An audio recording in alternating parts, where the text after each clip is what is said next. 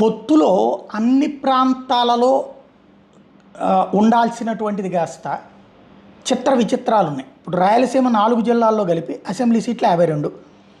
ఈ 52లో జనసేన పోటీ చేస్తున్న సీట్లు 2.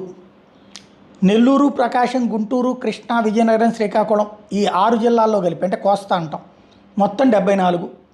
ఈ 74లో జనసేన పోటీ చేస్తున్నటువంటి అంటే అటు విజయనగరం, శ్రీకాకుళం ఉత్తరాంధ్ర అంటాం, నెల్లూరు, ప్రకాశం, గుంటూరు, కృష్ణా వచ్చేటప్పటికి కోస్తాలో ఒక పార్ట్ అంటాం. ఇక్కడ 74 కాను 2 పోటీ చేస్తుంది.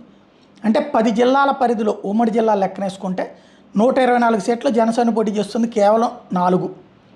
తిరుపతి, రైల్వే కోడూరు, తెనాలి, అవనగడ్డ ఇంకా కన్ఫర్మ్ కాలేదు. ప్రస్తుతం జనసేన ఇచ్చినటువంటి సీట్లకి ఈ మధ్యలోనే నడుస్తున్నటువంటి పరిస్థితి. ఓవరాల్గా చూసుకుంటే తగిన న్యాయం జరిగిందా లేదా అంటే అది అభిమానులకు ఉంటుంది. ఆవేదన